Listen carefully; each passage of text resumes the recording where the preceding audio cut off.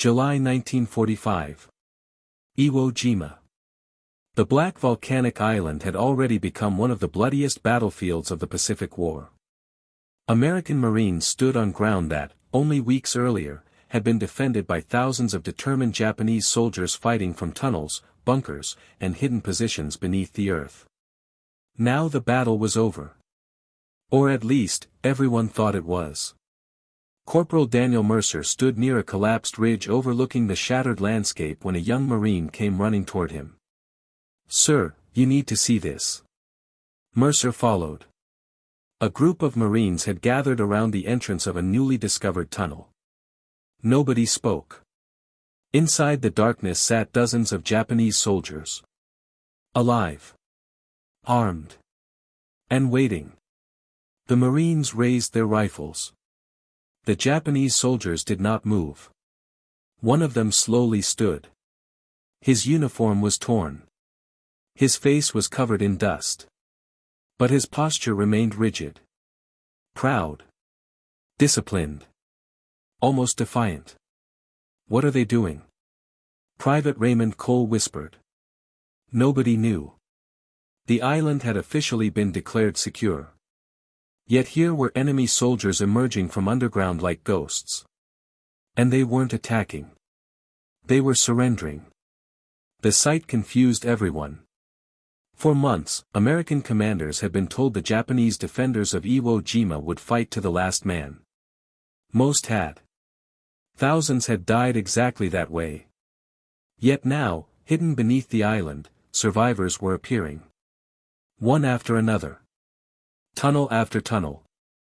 Some carried wounded comrades. Some carried homemade stretchers.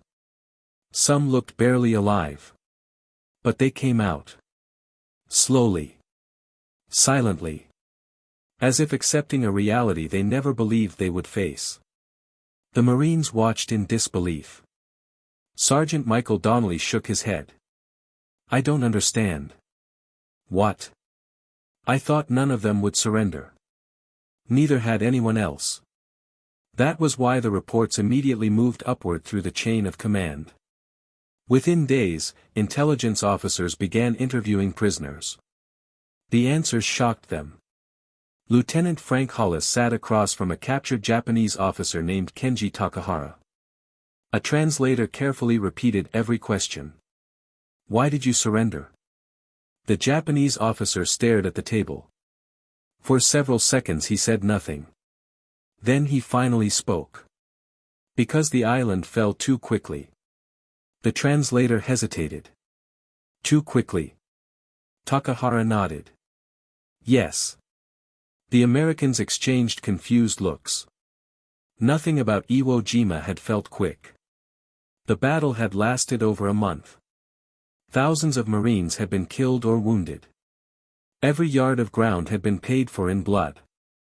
Yet the prisoner continued. "We expected much longer." "How much longer?" "Several months." The room went silent. Several months. The statement seemed impossible. The officers thought the man was exaggerating. But then another prisoner said the same thing. And another. And another. Soon dozens of interviews were producing identical answers.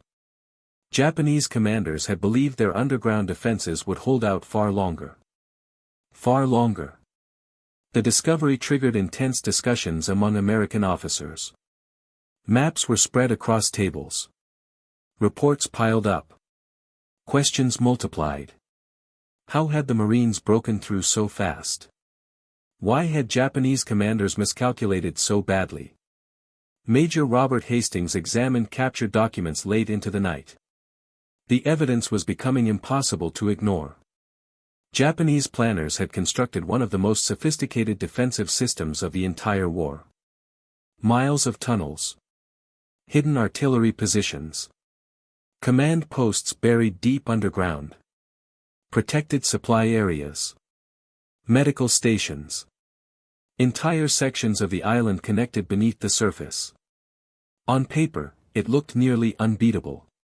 Yet somehow the Marines had shattered it. Again and again. The deeper investigators looked, the clearer the answer became. The Japanese defenses had been designed to resist conventional assaults. What they encountered instead was relentless pressure. Day after day. Hour after hour. Marine units kept advancing despite horrific losses. Flamethrowers cleared tunnels. Demolition teams destroyed fortified positions. Engineers blasted entrances. Artillery hammered suspected strongpoints. Whenever one position fell, Marines immediately moved toward the next. There was no pause. No relief. No opportunity for defenders to recover.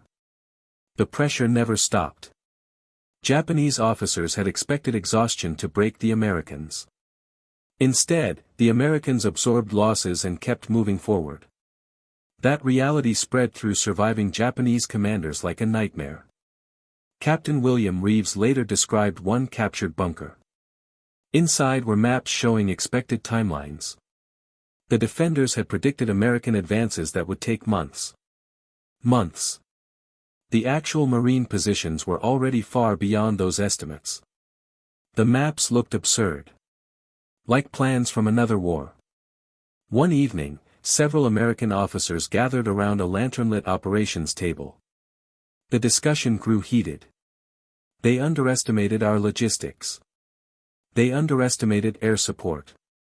No, they underestimated the Marines themselves. Nobody could fully agree. But everyone sensed something unusual. The battle had become more than a military victory. It had shattered assumptions. On both sides. Weeks later, the reports reached higher headquarters. Eventually they reached one of America's most famous commanders. General George Patton.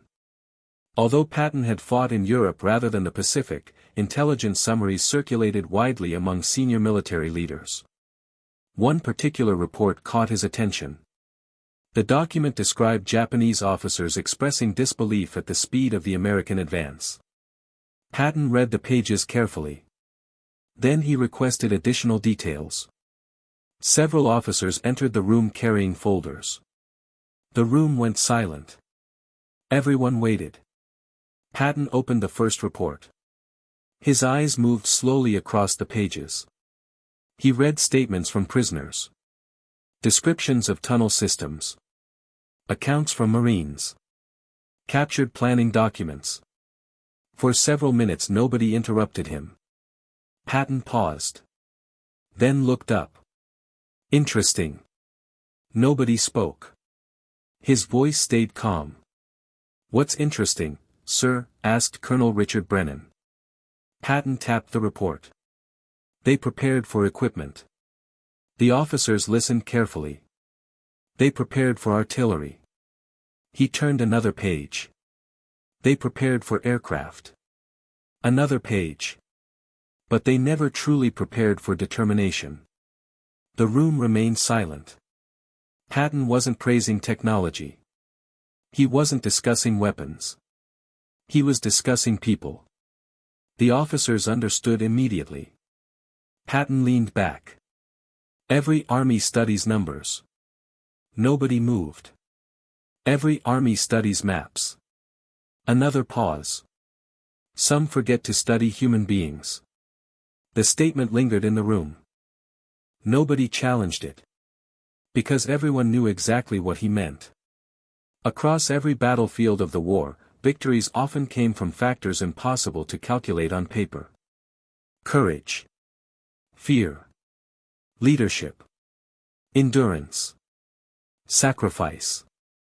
The Japanese defenders on Iwo Jima had created an extraordinary fortress. But eventually every fortress depended on exhausted men making impossible decisions underground. The Americans had discovered ways to keep pressure on those men every single day. Patton closed the report.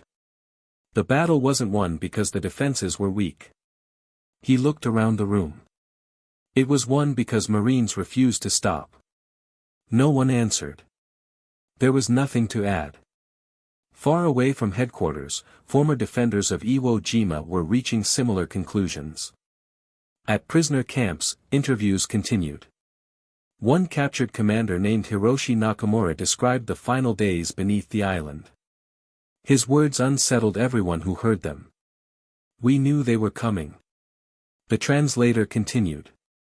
"We destroyed one attack. Pause. Then another came. Pause. Then another." His voice lowered. "Then another." The Americans listened carefully. The attacks never ended. Many Marines who later read those statements felt no celebration. Only reflection. Because they remembered the cost. Friends buried on black volcanic slopes. Medics treating endless casualties.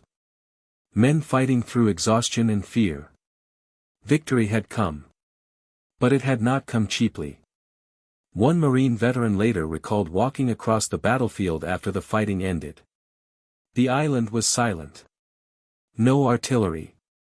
No gunfire. No explosions. Only wind moving across shattered ground. He remembered seeing abandoned positions where Japanese soldiers had fought until the very end. He remembered fellow Marines who never left the island. And he remembered feeling something unexpected. Respect. Not admiration for war. Not admiration for the enemy. Respect for the sheer endurance displayed by human beings trapped inside unimaginable circumstances. Years later, historians would continue debating exactly why the battle unfolded as it did. Logistics. Air power. Naval support. Engineering. Leadership. Training. All of them mattered.